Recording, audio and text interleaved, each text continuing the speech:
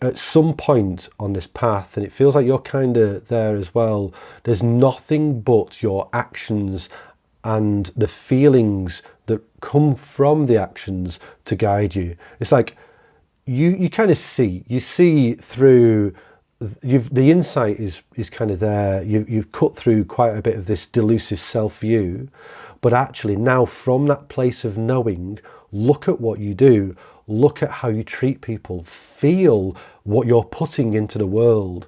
And if you meet somebody and you turn them the wrong way and you are snarky or sarcastic, feel that. Feel how much that hurts both them and you and causes discord. And in fact, it's almost, you can feel you move off the path. You can feel it like, oh God, like I was walking the path and now I'm back into like kind of a delusive thing. So yeah, it's that's it. It's just life, but it takes a lot of vigilance. Like I said before, you've got to really keep being honest with actually, what am I saying? Why am I saying it? That's another thing. Like, what am I putting into the world, and why am I doing it? What do I want to get out of it? Is it me trying to protect myself because I'm scared of others?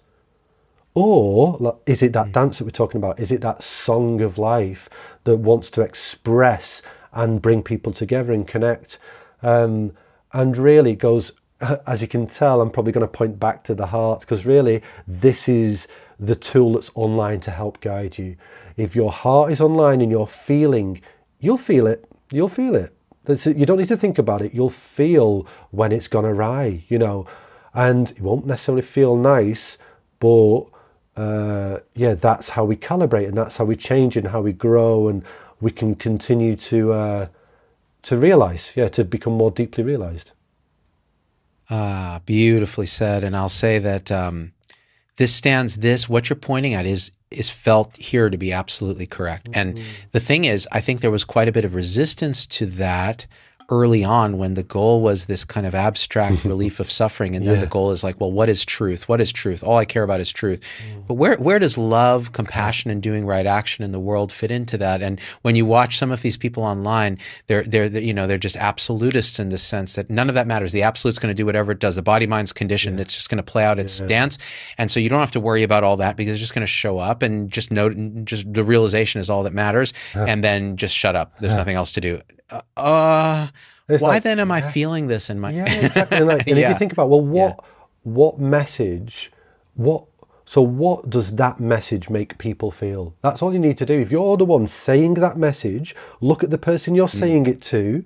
How is that landing? Is that skillful?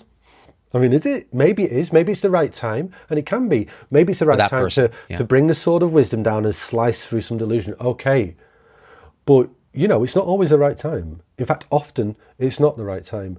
People don't want you to stand at the top of the well telling them to get out.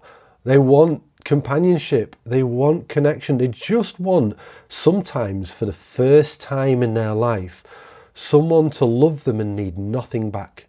Because really what this path is learning to love ourselves unequivocally and never need anything back.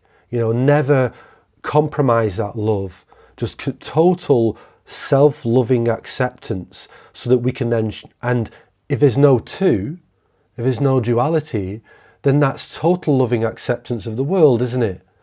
But before we can get to that, you know, we could have so much deep emotional scars that actually we don't have the capacity for self-love and compassion.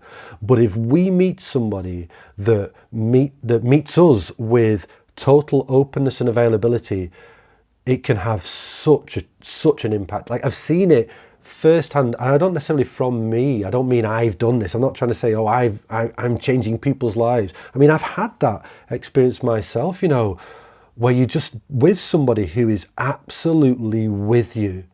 Wherever you are, no matter how deep this emotion's felt, they're with you and they need nothing from you. Man, that is... well, it's community, isn't it? And it's life meeting itself, and it's family, and it's friendship, and it's beautiful, and it's often lost, you know, nowadays, because Well, there's many reasons, but it's often lost. So, yeah. A single thought in the mind vibrating can separate that sort of acceptance from what you're pointing at. And so, yeah, it's interesting because now that sort of scenario of openness seems to show up for me and others. Like they see me so clearly, it feels like, because I've allowed myself to see myself and hold myself with compassion and go, you were never, it was never, of course, this was all innocent, and you got to feel it all and go back and do all that. And so then you show up in a certain way, and the projection onto others starts to relax, and then you see what's there.